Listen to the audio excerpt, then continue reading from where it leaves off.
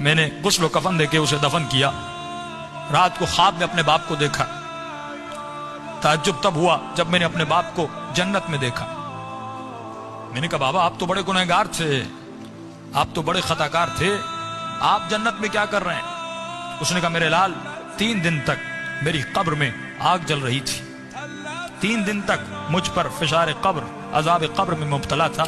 لیکن 3 دن کے بعد کچھ قبریں چھوڑ کر ایک نیک خاتون کو دفن کیا گیا, جس کی آنے کے بعد پورے قبرستان میں جن جن پہ عذاب ہو رہا تھا ان پر اللہ کی رحمتیں نازل ہونے لگیں.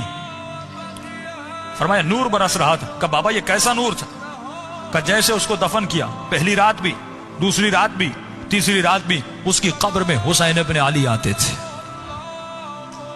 فرمایا جب اس خاتون نے میرے عذاب کو دیکھا, فرمایا اس کے دل میں رحم پیدا ہوا, اور جب امام حسین اس کی قبر میں آئے تو اس نے کہا مولا مجھ پر تو رحمتیں ہیں, لیکن یہ بھی آپ کا چاہنے والا ہے, اس کی قبر میں عذاب ہو رہا ہے, میں چاہتی ہوں میری خاطر آپ اس کی شفاعت کر دیں. کہ اس وقت امام نے دعا کے لیے ہاتھوں کو بلند کیا, میرا عذاب ختم ہوا. کہ بابا وہ خاتون کون سی تھی؟ کہ اس کا نام یہ تھا, اس کے شوہر کا نام یہ ہے, فلاں محلے میں رہتی تھی. یہ نیند سے اٹھا, اس محلے میں گیا, اس شخص کا نام پوچھا.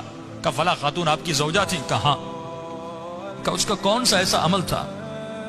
کیا وہ بہت زیادہ نمازی تھی؟ کہ نہیں, صرف واجبات پہ عمل کرتی تھی. کہ بہت زیادہ قرآن پڑھتی تھی؟ کہ نہیں, مختصر قرآن پڑھتی تھی.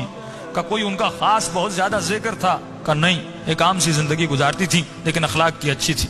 اس نے کہا اتنا پوچھ کیوں رہے ہو؟ اس نے سارا واقعہ بتایا کہ آپ کی زوجہ کی خاطر میرے باپ کی شفاعت ہو گئی. کوئی تو ایسا عمل ہوگا جس کی وجہ سے امام حسین اس کی قبر میں گئے.